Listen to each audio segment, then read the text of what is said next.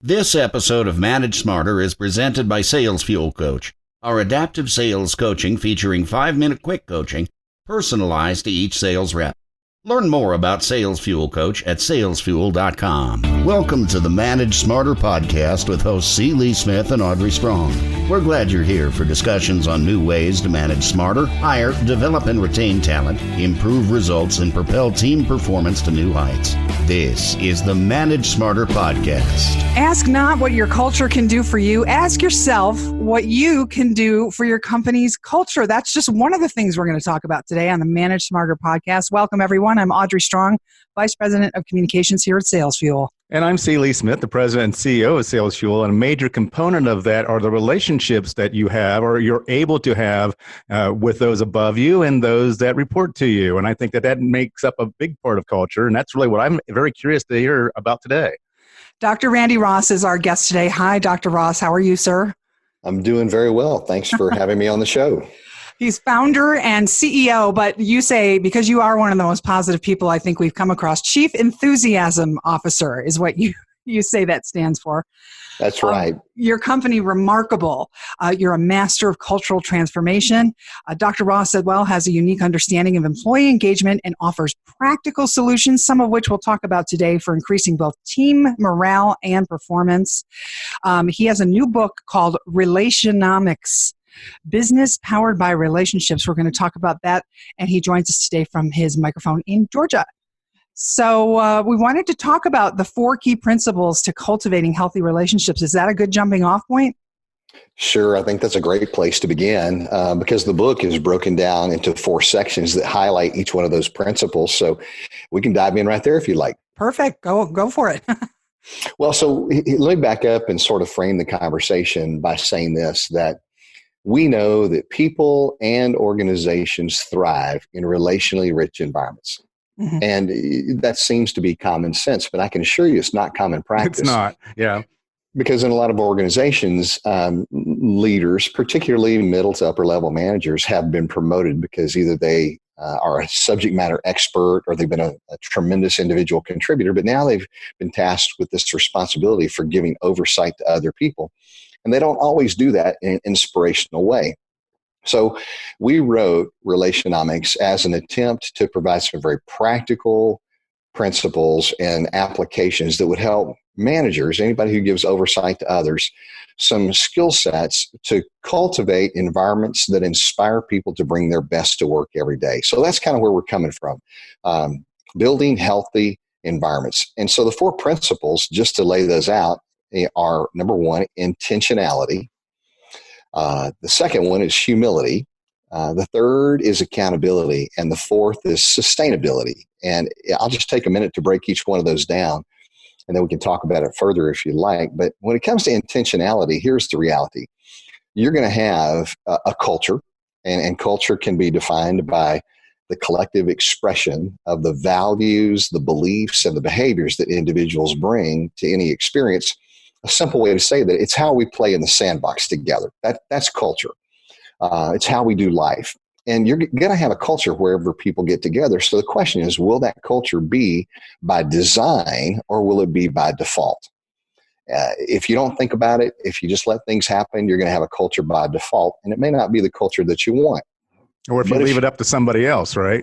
Absolutely. And so intentionality is just this idea that you want to have a culture by design. You want to give it thoughtful reflection. You want to continually strive to make it better. You want to focus on the fundamentals and basically help everyone be a contributor when it comes to creating value that they can bring, not only to the organization, but to the specific team that they're on. So intentionality, how do you focus on this whole idea of culture? The second thing, or second principle, is humility. And humility involves not only authenticity, but it also involves transparency. Authenticity means being honest with yourself about yourself, and transparency is just being honest with others about yourself. But humility is absolutely vital because when we get into the political people games that many organizations are engrossed in, self-protection, self-promotion, self-service, even competition to a certain degree, those all lack humility because rather than collaborating, we're competing with one another. Mm-hmm. But humility is looking out for the best interest of someone else before yourself. The third is accountability. And that just means to be open to not only receiving good feedback, but being able to present helpful feedback for growth and development in such a way that people can embrace that, they can absorb that, they can assimilate it. Because here's what I believe to be true. The best organizations are those that can create continuous loops of open feedback. Because when we do that, and that becomes a part of the culture that we create, then those organizations can become self-correcting and self-coaching. And then lastly, the fourth principle is sustainability. Leadership must be about something beyond self-interest, greater than self-promotion, and more noble than self-service. And so sustainability is, how do we help people grow to the place that they become grounded leaders and lead from the core of who they are and their value construct is right? What do you think the number one thing that destroys relationships is? Well, I think probably the number one thing that destroys relationships is a lack of focus on the intentionality of crafting a culture. I think it's this whole, we make the assumption that somewhere along the line, people have matured to the point that they know how to do relationships in a healthy way. And that, frankly, just is not the case. We say we have blind spots because those are areas in our lives where we don't understand the wake that we're leaving. There are things about our character that others see that we don't see. And unless we have people speaking truth into our world, sometimes leaders never really slow down long enough to smell their own exhaust, and that becomes problematic. I like that. Lee and I were talking before we all joined up here in the Zoom room, and one of the things we were kind of wondering out loud is professional relationships, workplace relationships, and personal life relationships. Can you be good at one or the other or bad at both? What do you see in general with most people? Well, I typically see a very fluid flow back and forth between personal and professional. And those that garner the ability and the skill sets that are necessary to build healthy relationships, you typically see that in every area of their life. But here's what happens. We tend to posture and promote more in those circles where our professional image is important to us. And so we tend to let our hair down in those environments where we're more comfortable. At home is the place where most people are challenged, because there we're living with people who know us best. They know our weaknesses and they know how to punch our buttons. And so how we are able to master those relationships rather than have disaster in those relationships, the more we can learn by doing our homework, the better we'll be able to do our work in the marketplace. So it sounds like you're saying that it's easier to have a professional relationship than it is a personal relationship. Well, I think personal and professional, they go hand in hand. I think if we master the ability to move into people and connect at a deep level in our personal lives, we'll be able to translate that over into the business realm more effectively. Here's one of the challenges I think that a lot of leaders are faced by, that there's this nagging question in the back of their mind that goes something like this: how soon will it be until they discover that I'm not all I purport to be? Mm-hmm. And that's a fear that's generated because of a lack of transparency and authenticity. And so I think the more comfortable we can feel in our own skin, no matter how freckled with failure it may be, the more genuine we can come across, the more deeply we can connect with other people. How do you do that if you're someone that has low self-esteem? Well, I think low self-esteem is it comes about as a result of us not believing that we are making a worthwhile contribution. And so I think what happens oftentimes is when people who have low self-esteem, they focus on themselves and people's perception of them, as opposed to what can they contribute to other people to make their world more energetic, help them create environments where they can thrive. The focus is on themselves rather than being on other people. When the focus of our lives is in creating value for others, then we begin to elevate our self-esteem because we realize we're bringing more worth to the table. Does that make sense? I actually believe that. Yes. Yeah. I think you're spot on there. Yeah. So self-esteem is really driven by self-worth. self-worth is increased when we believe we're doing something significant for other people. Interesting. So let's say a listener has, one of the four principles, and they want to work on instituting the other three, because as you said, once you get four of these all firing at the same time, your culture can kind of take care of itself. And I know this is part of your consulting business. Mm-hmm. How do they implement these things, and what kind of feedback do managers give to their reports, managing up to sort of institute these four principles? Well, that's a great question. And I'll give you just a real simple exercise maybe to begin the process.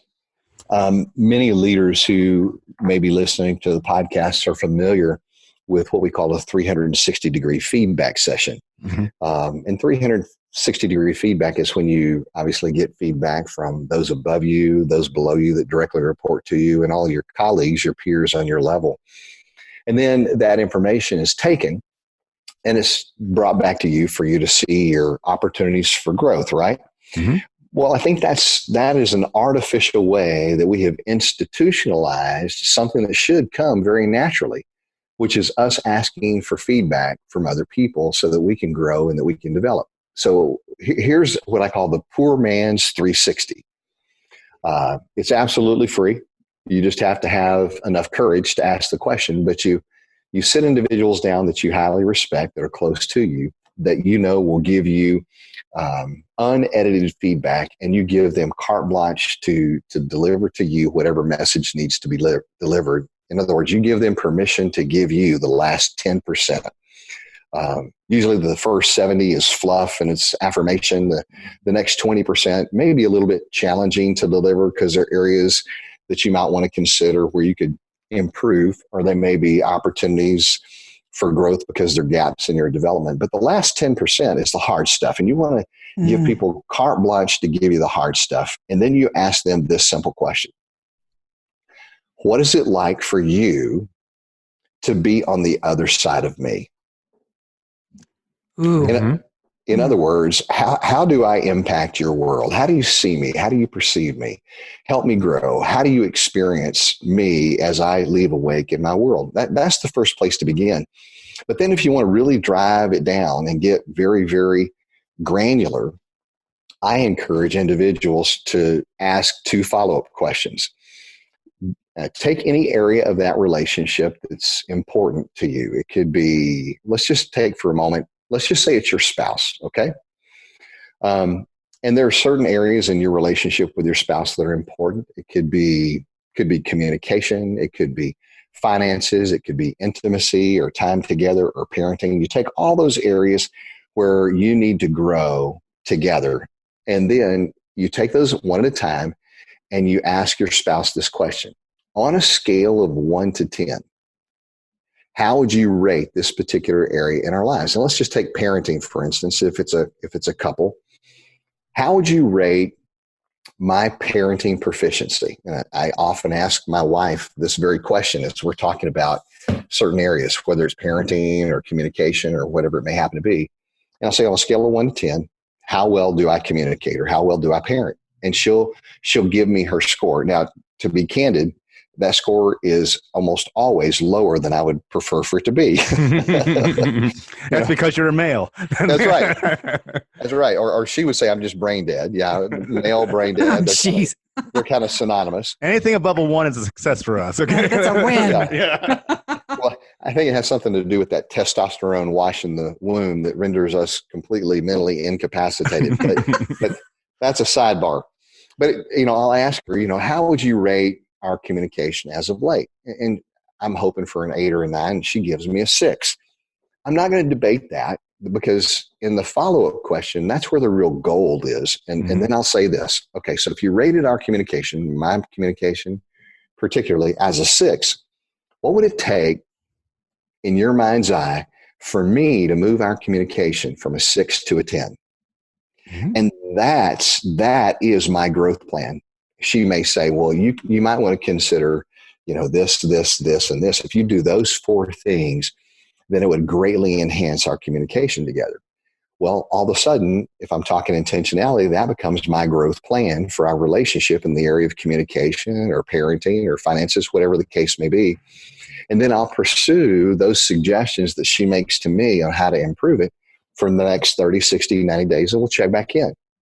Hey, 90 days ago, you gave me a 6. How am I doing on communication now? It's a simple exercise, but it's so profound. Now take that outside the context of marriage, and the very same thing can take place with a colleague at work or a direct report or anybody else in your world for that matter.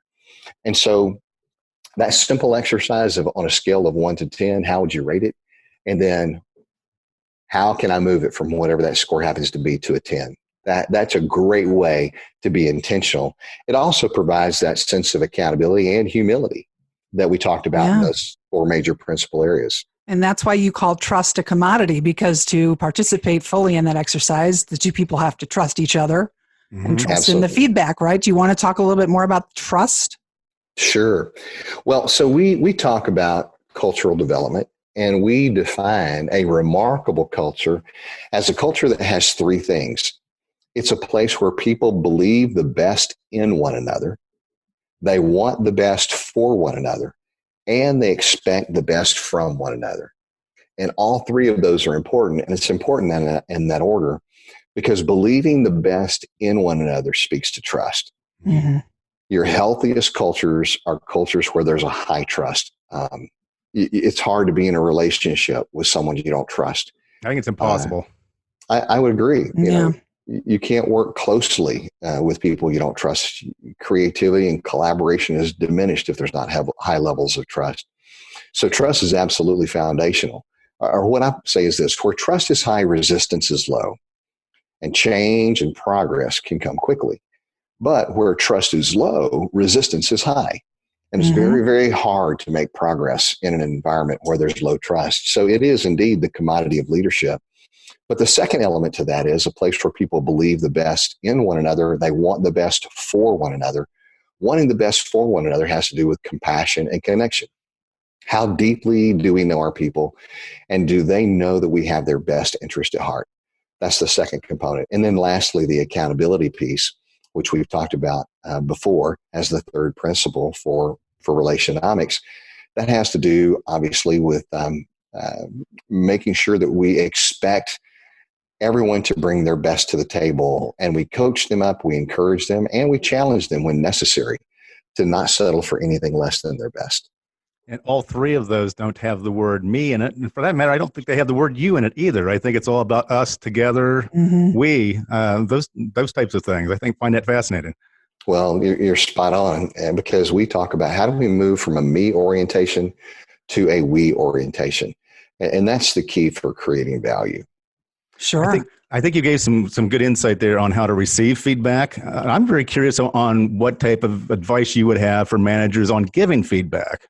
Well, we spend a great deal of time in the book talking about that, because in giving feedback, there are basically 4 kinds of coaching conversations. And just very quickly to touch on those, the first one is what we call a complimentary coaching conversation. It's when you catch people doing things right. You affirm them for a job well done. That's probably by far one of the most overlooked coaching conversations that we can possibly have. But we need to be better leaders by being better at highlighting what people do well, as opposed to what many of us have been taught, and that's to intercept the entropy and point out the things that are wrong. Catch them doing something right. It's a good, Ken Blanchard principle from way back, right? That's right. And so, that's the first, a complimentary conversation. The second kind of coaching conversation is curious. You may not have all the facts, you may not have all the details, but something's not quite right. So you ask the question, hey, I'm curious. What do you sense is taking place here? Or I'm curious, how did you see that? How would you unpack that? And it's an exploratory question. It's an exploratory conversation that helps you understand what's in the mind and the heart of someone else, and gives you the chance to kind of pull the curtain back and be able to not only perceive what they see through their eyes, but also be able to coach and encourage and point them in a different direction. So the first is complimentary. The second is curious. The third is concerned. All of a sudden things are moving along and you just begin to see a pattern of behavior develop that needs to be addressed. And so it's a concerned conversation. I'm concerned that if we don't address this and change this, bad things could happen. And then the fourth one is a corrective. And that's the hard conversation. That's That's the difficult one that's hard to deliver and needs to be done with great expertise and a sense of confidence and clarity. And we spend a great deal of time talking in the book about how do you conduct a raw conversation? How do you go toe-to-toe when necessary to correct bad behavior? So those are the 4 coaching conversations. That's great tips. And everybody can get a free chapter of the book, right? Dr. Ross at drrandyross.com is the website. Yes, that's it. drrandyross.com. You can get a free chapter on audiobook, and obviously you can pick up a copy of the book wherever fine books are sold. That's right. And how would you like people to reach out to you? Your Twitter, Dr. Randy Ross, or just through any social media platform? Any social media platform is fine. They can always reach out to me through our website at drrandyross.com if they're interested in learning more about what we do. Fantastic. Well, the tips today have been great, and I'm hungry for more, and I hope our listeners are as well. We're so lucky to get some of your time today. Well, it's an honor to be with you. Thank you for the invitation. And thanks for coming on. My pleasure. Thanks for listening. If you enjoyed the show, please rate and recommend on iTunes, Overcast, or wherever you get your podcasts. You can also get more great information at salesfuel.com.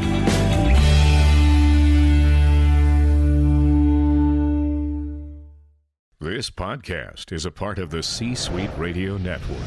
For more top business podcasts, visit c-suiteradio.com.